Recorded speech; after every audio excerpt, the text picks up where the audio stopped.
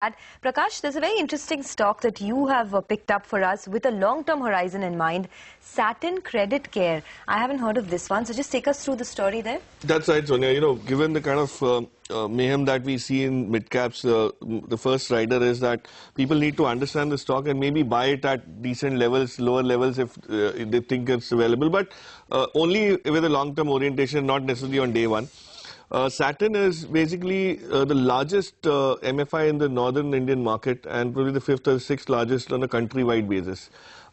It got listed in '96, but only on regional exchanges. It's just last year, October, that they got listed on the NSE and the BSE. So you don't really have a history in terms of what people would know about. But financially, the company's got a stellar history. I mean, the operational history is very rich. It has a presence now across 13 states. And, you know, when you look at the states, these are all under-serviced states of the north and the northeast. You're not talking about the rich AP, Karnataka, a belt which has MFI as a very established business culture. This is in UP, Uttarakhand, J&K, Haryana, where nobody's heard of. And they focus only on shopkeepers, primarily women shopkeepers. Women who handle tea stalls, tailoring stores, shops and things like that. And they've been very successful. In fact, they were the pioneers to do this collection of loans on a daily basis. Way back 15 years back, HP Singh, who's the promoter, actually pioneered this. He's an NBFC stalwart of sorts. And the company's got 5 rounds of funding from PE funds. And still the promoter stake is one of the highest in the MFI business at 36%, which is very encouraging. The best part, what I liked about this company's profile is they've become business correspondents for 2 banks. One is, I think, Ratnakar, the other is Yes Bank, and also for Reliance Capital. They've also started doing loan against property in the same segment. So the revenue streams are much more than what other MFIs have. And it's diversified, so it's not dependent on that. And after the AP crisis, this is the first company to have got funding.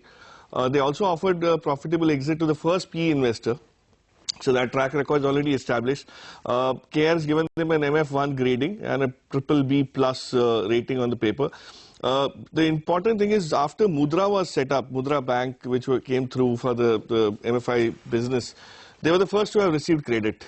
So it does tell a lot about the quality of business and the book that they have. It's absolutely, if you go into micro parameters of this business, it's very encouraging to see the kind of metrics that they've achieved.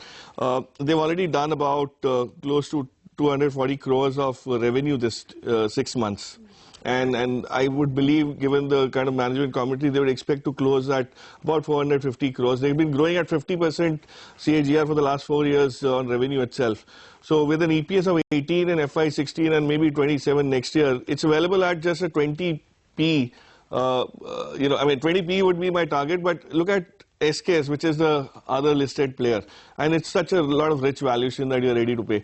It's just that I think this stock hasn't got discovered. So go ahead with it. But the current PE on a trailing basis would be about less than 20. Okay. So it's not rich even right now. And even if I maintain the same PE, it kind of adds up to about 550 next year. But you'll have to be patient with this business, and luckily it's China insulated, it's yuan insulated, or whatever you want to call it. So it's decent enough as a pocket also. All right.